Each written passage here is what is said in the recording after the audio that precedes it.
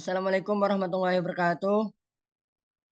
Waalaikumsalam Waalaikumsalam warahmatullahi warahmatullahi wabarakatuh. wabarakatuh. Sebelum kita memulai presentasi kali ini, marilah kita berdoa terlebih dahulu. Berdoa mulai. Bismillahirrahmanirrahim. Bismillahirrahmanirrahim. Alhamdulillah Rabbil Ar-Rahmanir-Rahim. Rahim. Maliki yaumiddin. Waalaikumsalam. Iyyaka Iyyaka na'budu na'budu wa wa iyyaka iyyaka nasta'in. nasta'in. Ihdinas Ihdinas siratal siratal mustaqim. Siratal siratal ladzina ladzina an'amta an'amta 'alaihim ghairil ghairil maghdubi maghdubi alaihim 'alaihim waladdallin. waladdallin. Amin. Bismillahirrahmanirrahim. Bismillahirrahmanirrahim. Raditu Raditu billahi billahi rabbah wa bil islami dina wa wa bi bi Muhammadin nabiyyan wa wa rasulah. Rabbi Rabbi zidni zidni ilma warzuqni fahma fahma waj'alni waj'alni min min ibadika salihin. as-sholihin. Amin ya rabbal alamin. Yang saya hormati Bapak Yudi Wicaksono MIP selaku dosen pengampu mata kuliah ilmu politik, dan tak lupa teman-teman yang berbahagia. Puji syukur atas kehadiran Allah Subhanahu wa taala, karena atas limpahan rahmat beliau kita dapat berkumpul dalam keadaan sehat walafiat, tiada halangan suatu apapun. Saya Muhammad Gunawan Juanda sebagai moderator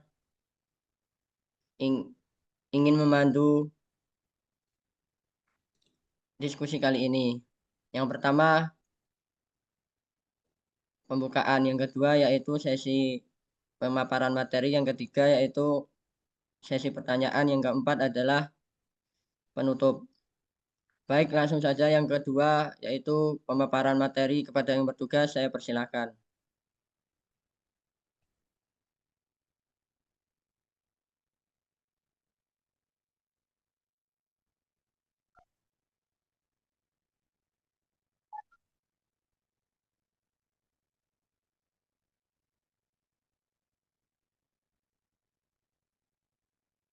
Yang pertama yaitu pengertian partisipasi politik. Partisipasi secara harfiah berarti keikutsertaan. Dalam konteks politik, hal ini mengacu pada keikutsertaan warga dalam berbagai proses politik. Partisipasi politik dapat juga dipahami sebagai proses keterlibatan warga dalam segala tahapan kebijakan, mulai dari sejak pembuatan keputusan sampai dengan penilaian keputusan, termasuk juga peluang untuk ikut serta dalam pelaksanaan keputusan. Partisipasi politik yang meluas merupakan ciri khas modernisasi politik. Istilah partisipasi politik telah digunakan dalam berbagai pengertian yang berkaitan perilaku, sikap, dan persepsi yang merupakan syarat mutlak bagi partisipasi politik.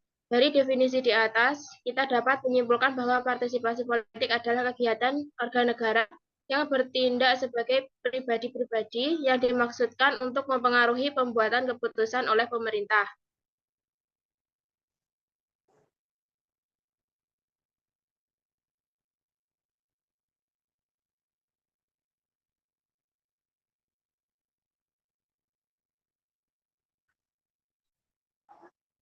Menurut pendapat beberapa ahli, beberapa faktor yang menyebabkan orang mau atau tidak mau ikut berpartisipasi dalam politik antara lain status sosial dan ekonomi, 2 situasi, 3 afiliasi politik orang tua, 4 pengalaman berorganisasi, 5 kesadaran politik, 6 kepercayaan terhadap pemerintah, 7 stimulan partisipasi, melalui sosial media, massa, dan diskusi-diskusi informal.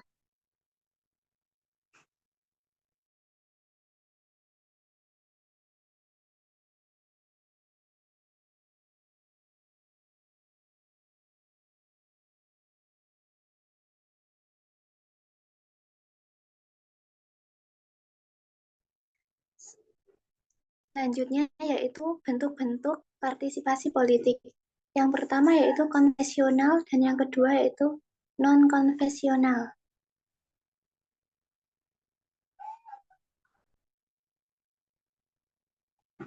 Next.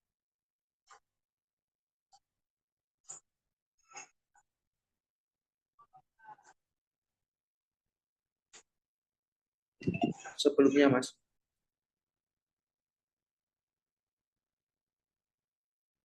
Yang bagian C. Selanjutnya, fungsi dan fungsi partisipasi politik. Yang pertama yaitu sebagai sarana untuk mengejar kebutuhan ekonomi. Kedua, sebagai sarana untuk memuaskan suatu kebutuhan bagi penyesuaian sosial. Yang ketiga, sebagai sarana untuk mengejar nilai-nilai khusus. Yang keempat, sebagai sarana untuk memenuhi kebutuhan alam bawah sadar dan kebutuhan psikologi tertentu.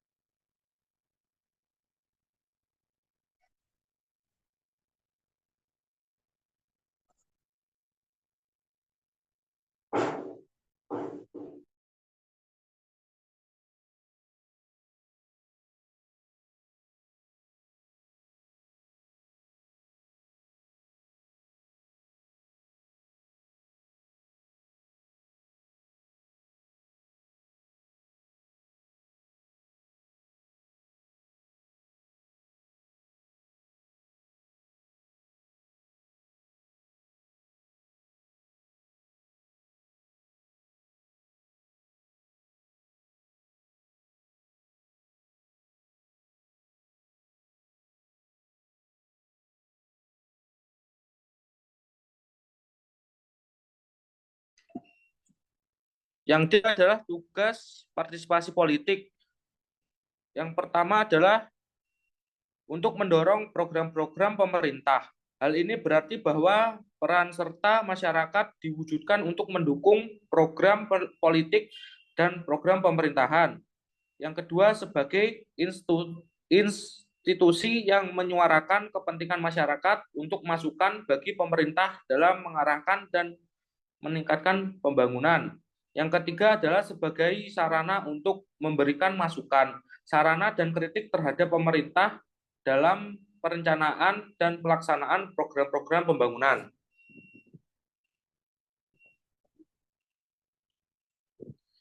E adalah faktor pendukung partisipasi politik.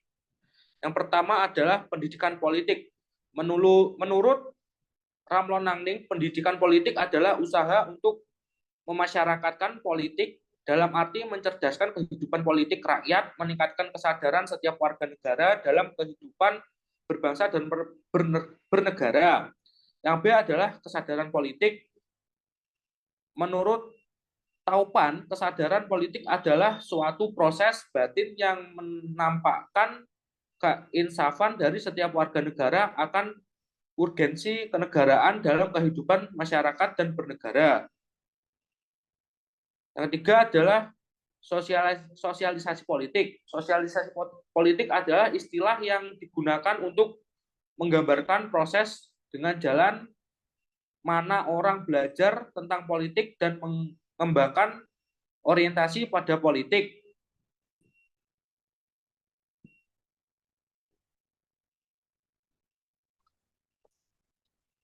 Selanjutnya, faktor penghambat partisipasi politik.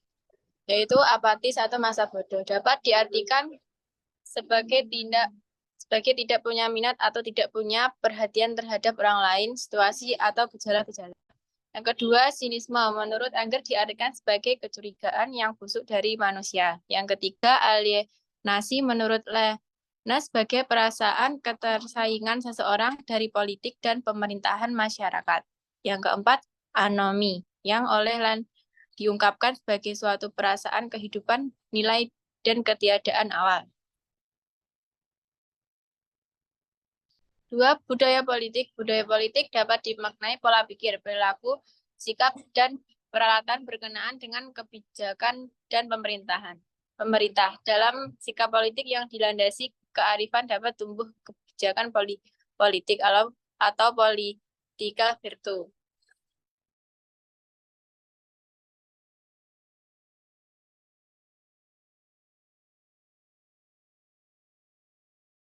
Selanjutnya yaitu tipe budaya politik. Tipe budaya politik dibagi menjadi 4.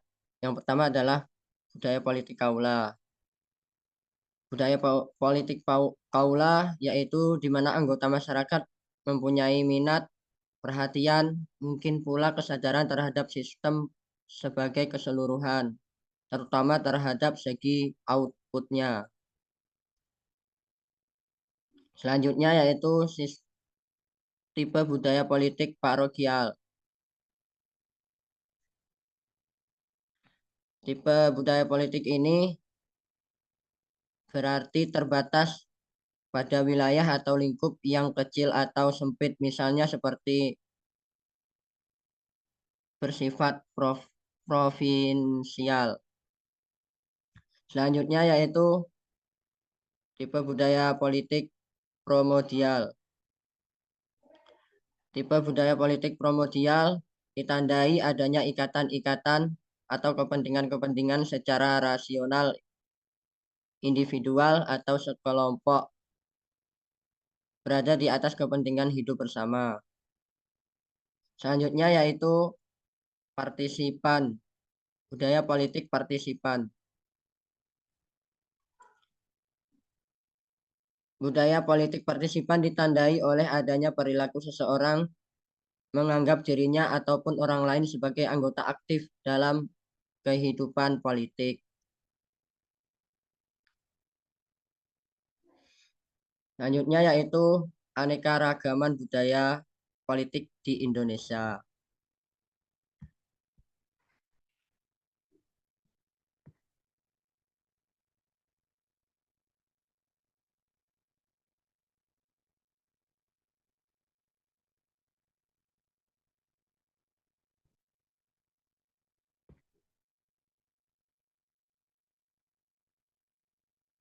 Yang pertama adalah konfigurasi subkultur.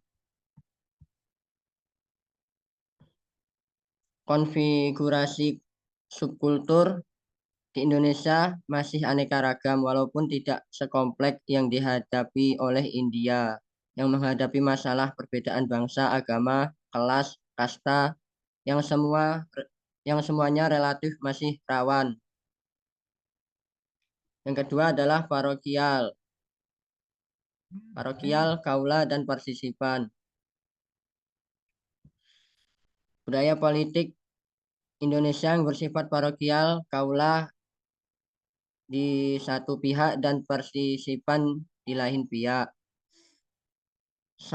Di satu segi masa masih ketinggalan dalam menggunakan hak dan dalam memikul tanggung jawab politiknya yang mungkin disebabkan oleh isolasi dari kebudayaan luar, pengaruh penjajahan, feodalisme, bapakisme, dan ikatan primordial. Sedangkan di lain pihak, kaum elitnya sungguh-sungguh merupakan partisipan yang aktif yang dikira-kira disebabkan oleh pengaruh pendidikan modern. Selanjutnya, yang ketiga adalah ikatan primordial yang masih kuat di Indonesia. Sifat ikatan primordial yang masih kuat berakal dikenal melalui indikator berupa sentimen kedaerahan, kesukuan, perbedaan pendekatan terhadap keagamaan tertentu. Yang keempat adalah paternalisme dan patrimonial di Indonesia. Kecenderungan budaya politik Indonesia yang masih mengukuhi sikap paternalisme dan sifat patrimonial.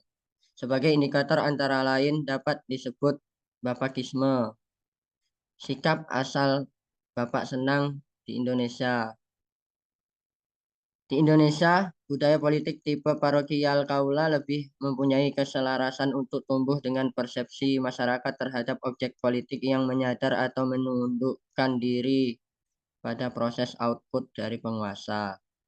Yang kelima adalah problema modernisasi dan tradisi di Indonesia. Hal berupa dilema terjadi antara modernisasi dengan segala konsekuensinya dan pola-pola yang telah lama berakar sebagai tradisi dalam masyarakat. Selanjutnya saya serahkan kepada teman saya selanjutnya. Selanjutnya yaitu dampak budaya politik dalam suatu sistem politik. Suatu sosok pemimpin dengan gaya kepemimpinannya dalam suatu sistem politik yang mengambil penekanan pada suatu tipe budaya politik tertentu akan berdampak pada suasana sistem politik yang bersangkutan. Yang pertama, dampak dari budaya politik kaula. Karena budaya politik kaula memposisikan individu atau kelompok dalam keadaan pasif sehingga apatis, maka partisipasi mereka kepada pengembangan kehidupan politik, suatu pemerintahan atau institusi dalam suatu sistem politik rendah.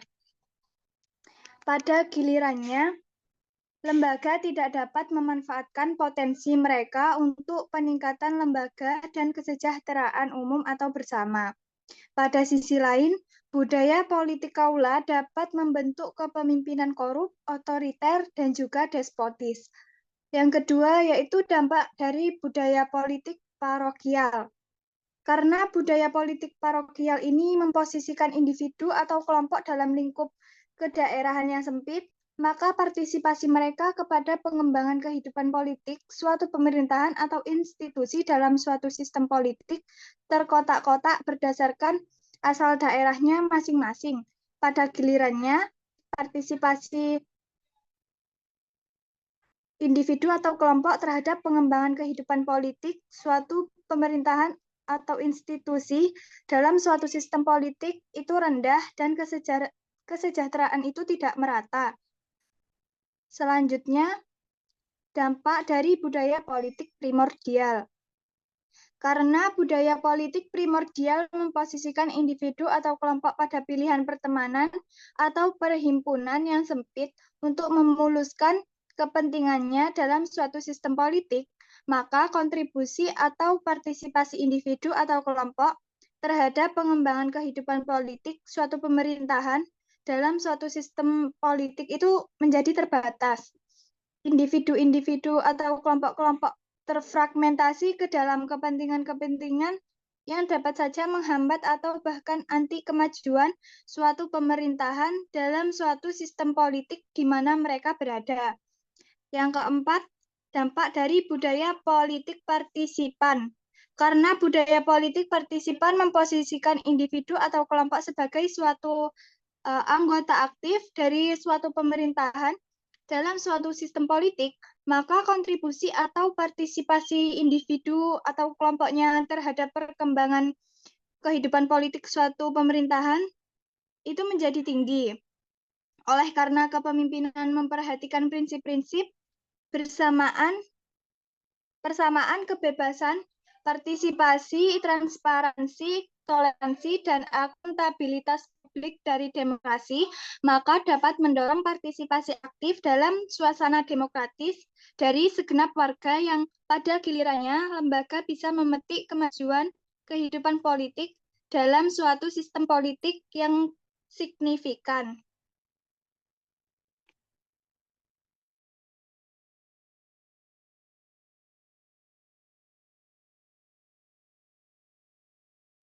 Baik, selesai sudah penyampaian atau pemaparan materi dari kelompok kami. Selanjutnya yaitu sesi tanya jawab. Kepada teman-teman yang mau bertanya, saya persilahkan.